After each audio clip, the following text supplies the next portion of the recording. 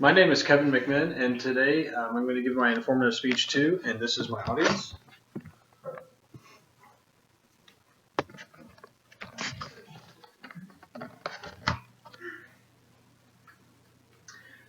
So do you know that modern computers today can perform speeds and perform execution of processes up to 3.5 billion times per second? That's billion.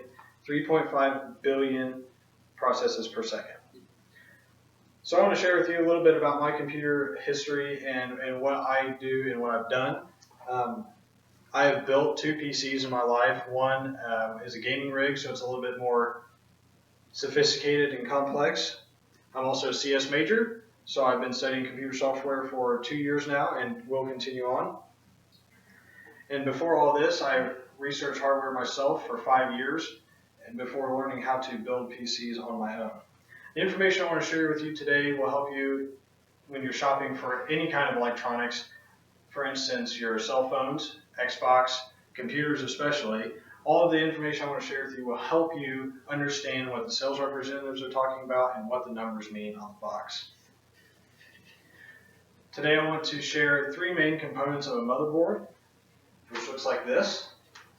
So I want to talk about the processor, the RAM, and the data input slots over here on the south bridge. That's this half of the motherboard. And starting with the processor, the most important piece of the motherboard, we can think of it as a brain or an engine of sorts. It does all the work. It does all the thinking. It computes the numbers. It crunches the calculations. It does all the work as we know a computer does by itself.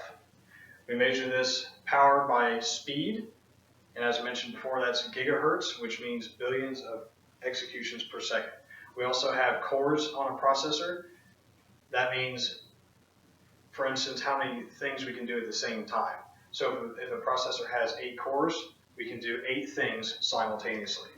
Moving on to the RAM, it stands for random access memory. We think of it as perhaps a big storage unit, a warehouse of data that comes from the hard drive and is pre-sorted and organized to go into the processor to be thought about as the mind. This speed is measured in megahertz, millions of executions per second.